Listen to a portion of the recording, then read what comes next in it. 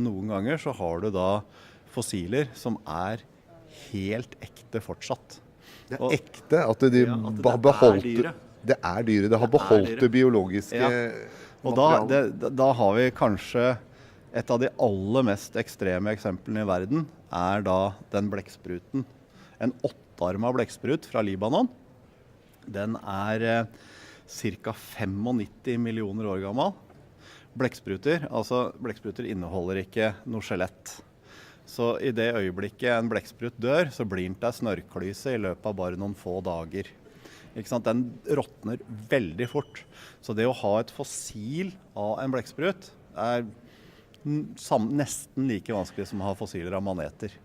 Og det veldig sjeldent. Det må ha skjedd noe helt spesielt som gjorde at den ble bevart, da. Ja, først og fremst så må du ikke ha noe dyr som lever på havbunnen som spiser deg, for du blir jo spist med en gang. Og du må ikke ha hatt noen bakterier som gjør at du råtner.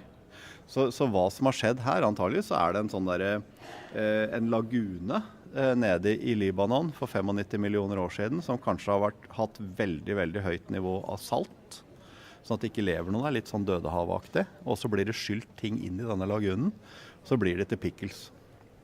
Og så må det sikkert bli dekket over, da. Og så blir det dekket da av et sånt tynt kalkslam veldig fort.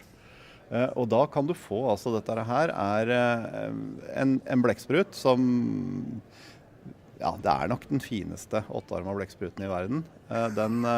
Sa du ubeskjedent? Ja, det har jeg. Så der det som veldig, veldig kult med den da, at du har alle armene bevart. Du kan se sugekoppene i det rette lyset.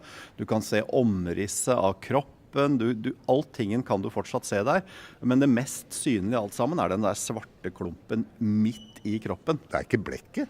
Det blekket. Det det? Det faktisk blekksekken, og den bevart. Og et annet av disse fossilene fra Libanon har vært analysert, og det fortsatt blekkpigmentet, akkurat sånn som vi ser hos blekkspruter i dag, som bevart der. Så det har ikke skjedd noen ting med det hele tatt, annet enn at det har tørka ut. Så det jeg har gjort, det at jeg tok og skrapa ut halvparten av det blekket. Og så knuste jeg det opp i en morter og vaska det med sprit og silte det, sånn at jeg fikk et nydelig pigment. Og så ga jeg det til en kunstner jeg jobber mye sammen med, Ester van Hulsen. Så tok hun og brukte det 95 millioner år gamle blekksprutpigmentet og lagde da et portrett av denne blekkspruten. Og det henger her. Dette da en blekksprut som 95 millioner år gammel, og som har fått sitt eget portrett malt med sitt eget blekk etter 95 millioner år. Kult!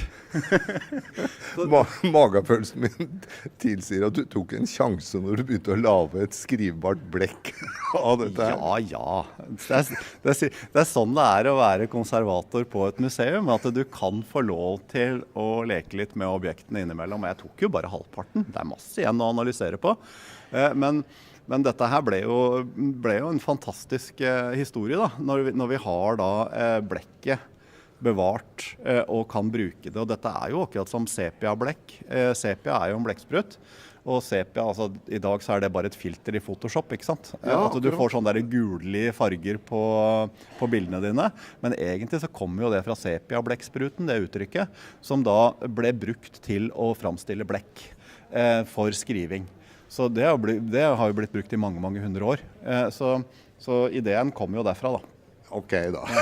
Så du hadde berettiget håp om at du skulle lykkes med prosjektet? Ja da, og det veldig morsomt. Nå har de analysert det nede en gruppe i England også, dette blekket. Fargestoffet det samme som i moderne blekkspruter fortsatt. Så der har du kanskje noe av den mest ekstreme oppbevaringen, der originalmaterialet bevart. Noe helt annet enn forsteininger. Ja, nei, dette var moro. Men kan du ta DNA av et sånt fossil? DNA blir ikke bevart så lenge. Det eldste DNA nå jo oppe i noen 100 000 år eller noe sånt nå, og Det ser ut til at det er en grense fortsatt for vitenskapen der, fordi at DNA faller fra hverandre. Altså DNA-strengen er vel 2 meter eller noe sånt nå, og den begynner å råtne i småbiter med en gang dyr eller mennesker eller hvem som helst dør. Og da får du bare biter. Og det å pusle sammen biter av ting er veldig, veldig vanskelig. Så de har jo vært på jakt etter fra dinosaurer og sånt nå, så klart, eller mammuter eller sånne ting, og det ser ut til å være veldig vanskelig, men nå har de jo klart det med neandertalere i hvert fall, så det er jo på vei, men jeg tror ikke vi kommer til å se fullstendig DNA av dinosaurer i vår levetid. Det tror jeg ikke. Det er for vanskelig enda teknisk. Men det hadde jo vært litt moro da, å gjenskape en. Ja.